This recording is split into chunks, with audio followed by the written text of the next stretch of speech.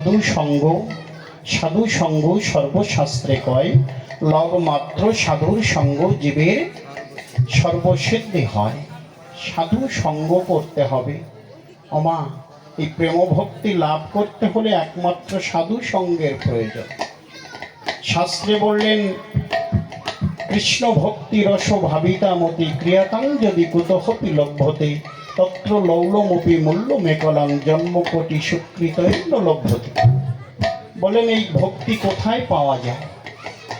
এই যে ভক্তিটা কোথায় লাভ করা যায়, কোথায় গেলে আমরা ভক্তি পাব? বলেন কৃষ্ণ ভক্তি রস ভাবিতামতি। কৃষ্ণ ভক্তি রস ভাবিতামতি ক্রিয়াতাং যদি কুতহপি লভ্যতে। কৃষ্ণ ভক্তি রস ভাবিতামতি কোথায় পাবেন? বলেন কৃষ্ণ ভক্তি রসায়িত মন যদি কোথাও পাও তাকে কিনিয়া লও।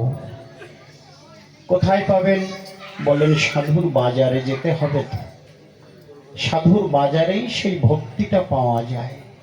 সেই ভক্তি লাভ করতে হলে সাধুর বাজারে যেতে হবে। তাই বলেন কৃষ্ণ ভক্তি রসে রসায়িত মন যদি কোথাও পাও কিনিয়া লও। মূল্য শুধু তার পাওয়ার বাসনা, তাকে পাওয়ার বাসনা, এটাই হলো একমাত্র আমার মূল্য। তাই বললেন কৃষ্ণ ভক্তি রসে রসায়িত মন থাকলে কিনিয়া লও। তাই সাধু সঙ্গ করতে হবে। সাধুর স্বভাবটি কেমন দেখুন। এখানে সাধুর যে স্বভাব, সাধু কাকে বলবো, সাধুর স্বভাবটি কেমন? শাস্ত্রে বললেন, মহাপ্রভুর শিক্ষাষ্টক শ্লোকে বলছেন, ত্রিনাদপি শুনিছেন তররিব সহিষ্ণু না অমানিন মানদেনা কীর্তনিয়া সদা হরি। সাধুর স্বভাবটি কেমন হবে? ত্রিনাদপি শুনিছেন, তৃণের মতো স্বভাবটি হলো, তৃণের মতো। বললেন তৃণের মতোও নয়, তৃণের থেকে নিচু। তৃণ যেমন পাড়িয়ে গেলে তার উপর দিয়ে হেঁটে গেলে আবার মাথা উঁচু করে দাঁড়ায়। বলেন তৃণের তলায় থাকে মাটি। বলেন এই মাটির মতনই হতে হবে। বৈষ্ণবের সাধুর স্বভাবটি হবে তৃণের থেকেও নিচু, মাটির মতো। তৃণাদপি শুনিছেন তররিব সহিষ্ণু না। তররিব অর্থাৎ যেমন একটি বৃক্ষ আমাদের ফল ফুল দেয়, আমরা যদি প্রখর রৌদ্র তাপে দেখা গেল যে আমরা আসছি মাঠের ভিতর দিয়ে, সেখানে একটি বটবৃক্ষ আছে, আমরা সেই বটবৃক্ষের তলায় যখনই বসলাম তখন ওই বৃক্ষটি আমাকে শীতল দান করলো, আমাকে শান্ত করে দিল, আমাকে বিশ্রাম করিয়ে দিল, আমার সমস্ত ক্লান্তি দূরীভূত হলো। আমি আবার পরক্ষণে গিয়ে কি করছি, সেই বৃক্ষের ডালটি কাটছি।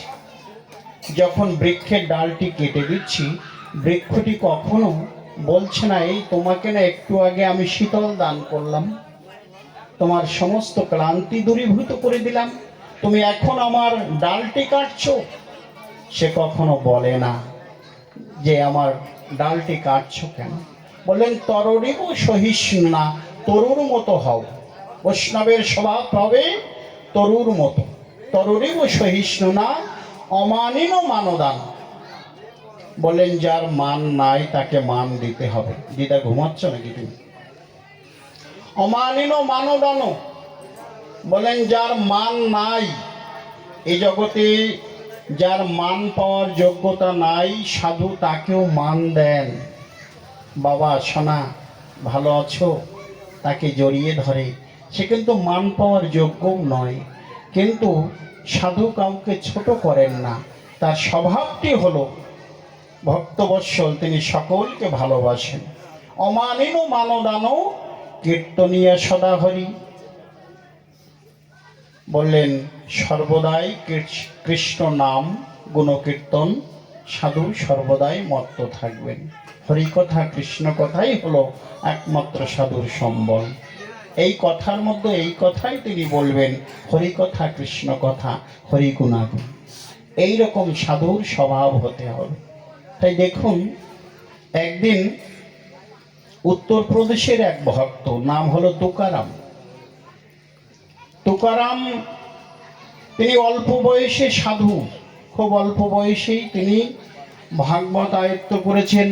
তিনি ভাগবত পাঠ করেন। চারিদিকে তার একটা নাম ছড়িয়ে গেছে যে তুকারাম খুব ভালো, খুব ভক্ত, আমাদের খুব ভাগবত প্রবচক, তিনি ভাগবত কথা শোনায়, আমরা খুব তৃপ্তি পাই। চারিদিকে তার নাম ডাক ছড়িয়ে পড়েছে। এদিকে তুকারামের গ্রামেই একজন ব্রাহ্মণ, তিনি নাম দীক্ষা দেন, তিনিও ভাগবত পাঠ করেন, তিনি সাধু বৈষ্ণব। এবার তার যারা ভক্ত আছে, তুকারামের পাঠ যেখানে হয়, যেখানে তার ভাগবত কথা বলেন, সেখানে তারা চলে যায়। গিয়ে ওই কথা গুরুদেবকে বলে, গুরুদেব তুকারাম কি সুন্দর পাঠ করে, কত সুন্দর কথা বলে, মন ভরে যায়, খুব ভালো, তুকারামকে খুব ভালো লাগে। গুরুদেবের সহ্য হয় না, কি আমার শিষ্য হয়ে তুকারামের প্রশংসা করে, এত বড় সাহস তোদের কি করে হয়? খুব তো অহংকারে মত্ত, তুকারামের ভালো কথা সে শুনতে পায় না। একদিন কি করলো, এরকম প্রত্যেক দিন তো প্রশংসা করে, সাধুর তো সহ্য হয় না। একদিন কি করলেন, সাধু যখন তুকারাম পাঠ করতে যাচ্ছেন, এটা খেয়াল রেখেছেন কোথায় যাচ্ছে আর কোন পথে সে ফিরবে। সেই পথে, যে পথে ফিরবে সেই পথে সাধু একটি কণ্টকাকীর্ণ লাঠি, কাঁটাযুক্ত লাঠি নিয়ে দাঁড়িয়ে আছে। তুকারাম যথারীতি ভাগবত পাঠ করে সমাপ্ত করে তুকারাম ঘরে ফিরছেন। যে না ওই পথ দিয়ে চলেছেন, ঠিক সাধুর কাছাকাছি এসে গেছে। সাধু তাকে বেদম প্রহার করলেন। তুকারাম, তোর এত বড় সাহস, তুই আমার শিষ্যদেরকে তাদের মন গলিয়ে ফেলেছিস, হ্যাঁ? তোর এত বড় সাহস আমার ভক্তদের কেড়ে নেওয়া, আমার ভক্তদের মন গলিয়ে দেওয়া, তোর প্রতি আকৃষ্ট হয়ে যাচ্ছে, এই সমস্ত বলে, মানে যা না তাই বলে প্রহার করল। যথারীতি তুকারাম কোনো মতেই প্রাণটা নিয়ে ঘরে ফিরে গেলেন। সাধু ঘরে ফিরে এলেন, সে ব্রাহ্মণ। এইবার তুকারাম সারা নিশি ঘুমাচ্ছে না, ব্যথায় তো কাতর হচ্ছেন, কিন্তু তার থেকে বেশি কাতর হচ্ছেন এটা ভেবে, কি হলো, আমি কি সাধুর চরণে কোনো অপরাধ করলাম? সাধু আমাকে এমন ভাবে প্রহার করলো, নিশ্চয়ই আমার কোনো অপরাধ আছে, নিশ্চয়ই আমি কোনো অপরাধ করেছি, তা না হলে আমাকে কেন এইভাবে সাজা দেবে? সারা নিশি কাঁদছেন তুকারাম, আর এদিকে ব্রাহ্মণও কাঁদছেন সারা নিশি। তিনিও ভাবছে, আমি বিনা দোষে তুকারামকে প্রহার করলাম, এটা আমি কি করলাম? তার তো কোনো দোষ নাই, সে তো কোনো অন্যায় করেনি, আমি বিনা দোষে তাকে প্রহার করলাম। আর এদিকে তুকারাম সারা নিশি ওটাই জপনা করছেন, আমি কি বৈষ্ণবের চরণে কোনো অপরাধ করলাম কি? দেখুন ত্রিনাদপি ভাব কাকে বলে। আমি কি কোনো অপরাধ করেছি যে আমাকে এইভাবে প্রহার করলো? নিশ্চয়ই আমার কোনো অপরাধ আছে। যাব, আমি প্রভাতকালে গিয়ে আমি সাধুর চরণে পড়ব, জড়িয়ে ধরে আমি অপরাধ স্বীকার করে নেব। কি করলেন তুকারাম? ভোরবেলায় তুকারাম চলেছেন সাধুর কাছে ক্ষমা চাইতে। যে প্রভাতকালে গিয়ে সাধুকে ডাকছে, সাধু, ব্রাহ্মণ, ওঠো ওঠো ওঠো, দরজা খোলো, আমি এসেছি গো। যথারীতি সাধু দরজা খুলে দিলেন। উনিও তো তুকারামের কাছে যাওয়ার জন্য ব্যস্ত, যে আমি অপরাধ স্বীকার করে নেব, আমি যে তাকে প্রহার করলাম বিনা দোষে।